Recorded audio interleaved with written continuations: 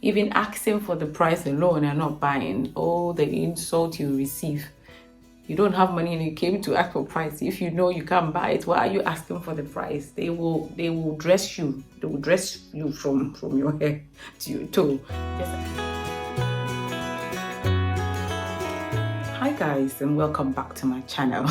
If you're new here, please subscribe.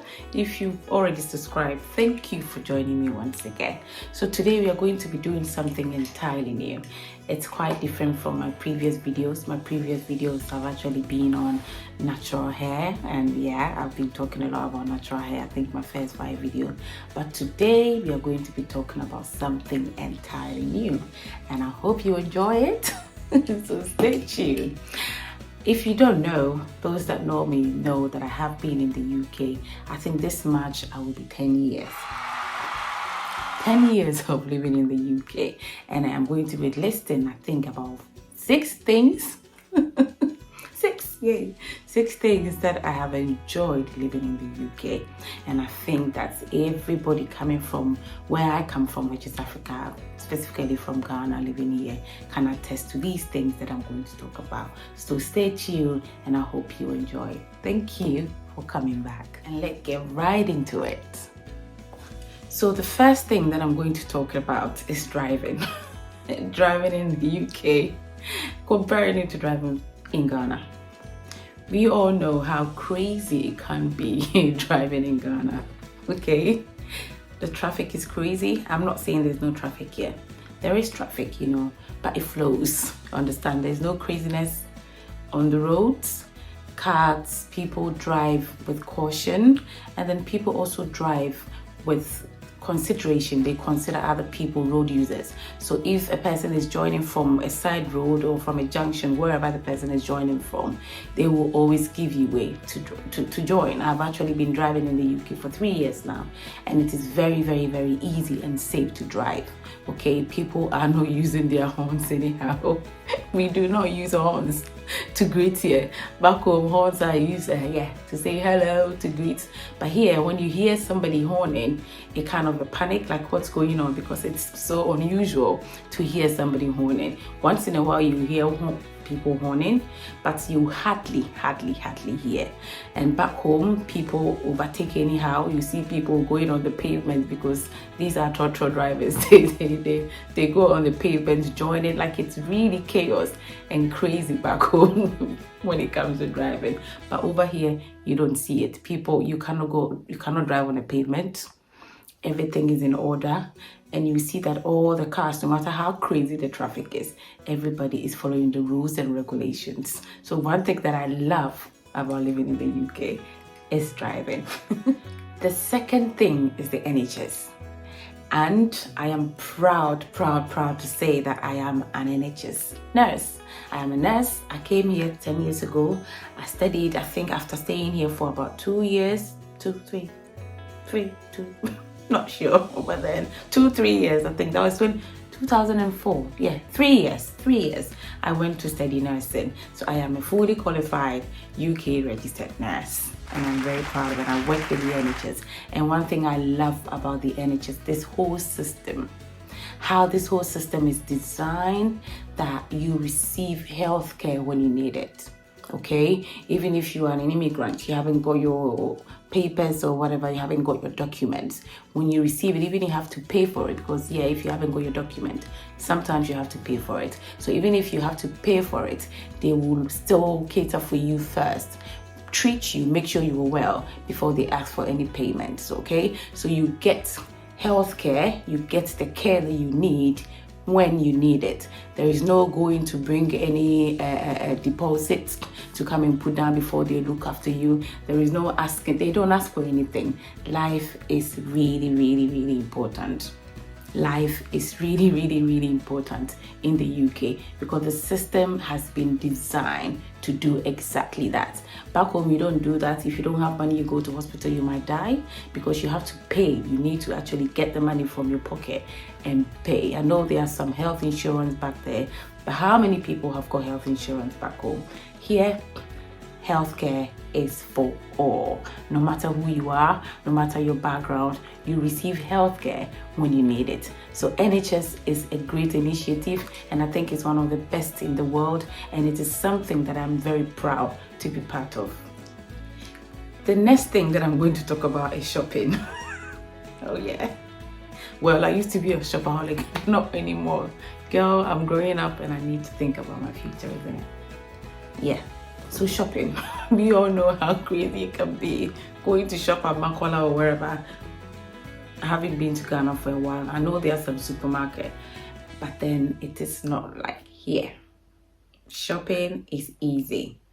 You are not walking through the sun, the hustle, it's chaos going to shop. I remember when I used to go to Makola or Malata, oh my God, you see the crowd, the people, the sweat. But here, no, there are shopping centers all around.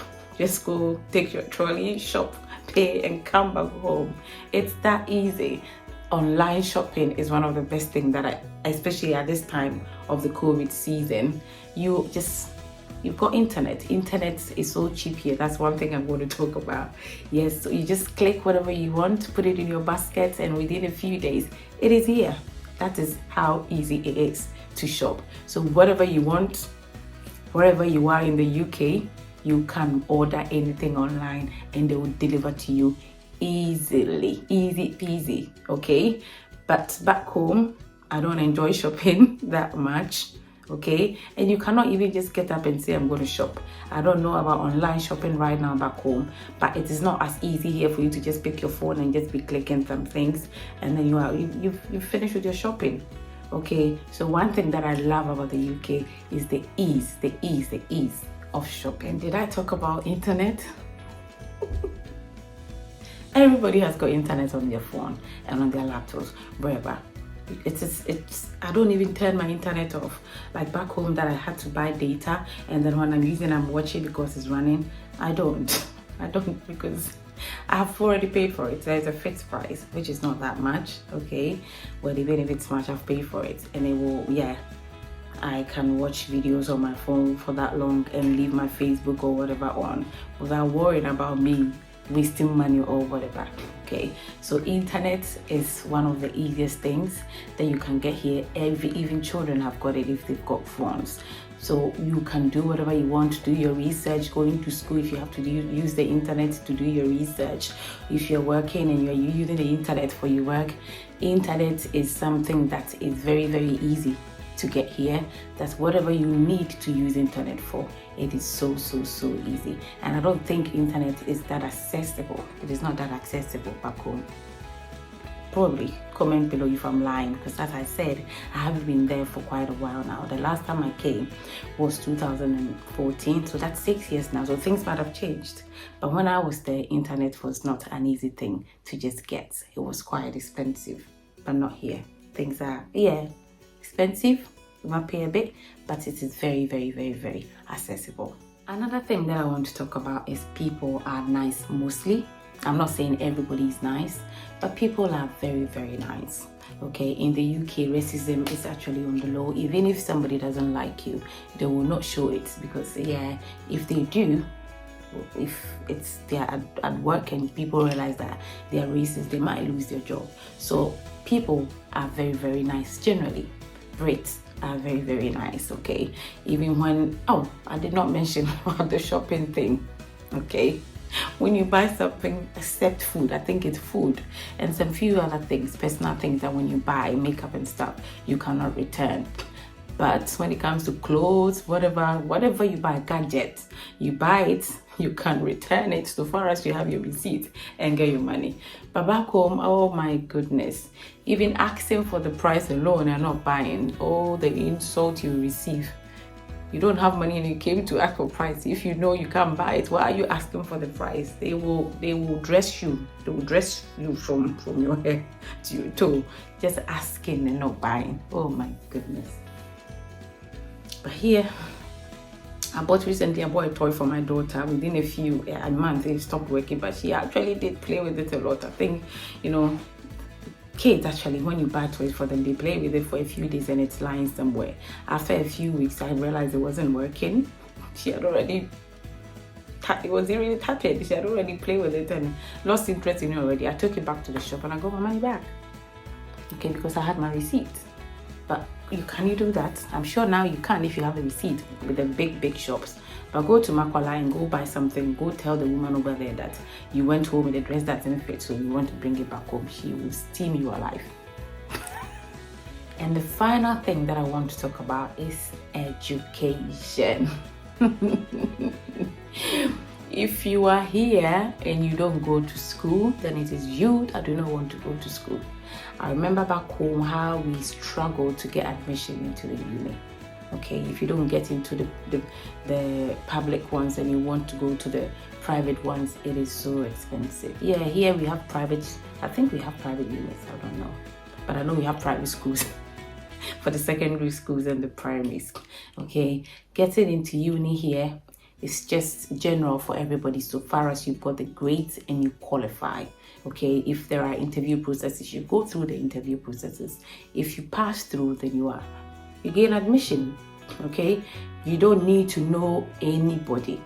There is no whom you know for you to go do any course. And when you are doing the course, there is no any whatever lecturer trying to like cut corners to make sure, you know, back home that the girls, yeah, I know, yeah, the things that people do to get their grades. You do not do it doesn't happen here, you know. So you get your grades and you get your whatever results and then you are out. But getting into education here is so easy that all you have to do is to apply. Okay, if you don't have the qualification, you can go back to college, do some maths and English, and then apply to the uni with good grades, and then you get through. Okay, so if you do come here and you decide not to go to school, then it's your problem. But if you want to go to school to better yourself, it is very easy here. And the education system here is built in the state. Back home, I'm not saying that getting masters and the PhDs are not very important. They are good, but they are not of very much importance back here. If you've got a first degree, it doesn't matter if it's a first class, second class, just get a first degree, start working, gain experience, and then you will climb the ladder. Okay, so you have people who have not really got the masters or whatever higher education, but then with the experience that they've got, they occupy very higher positions than those that spend all their time going to school without getting experience. So work experience here is very good, but the point is, if you want to go to school, you can easily go to school. That is if you want to go to school. So that is it for today. I just wanted to talk about some of the things that I love about the UK, living in the UK in the past 10 years, that I wanted to just share with everybody. If I've missed anything out, you can comment down below. That is if you live in the UK, or if you disagree with something that I've said, feel free and comment. Probably we might argue about it. We've all got our own experiences. This is my experience that I'm talking about. Thank you for watching and thank you for subscribing once again, and I'll be back with the next video. Bye.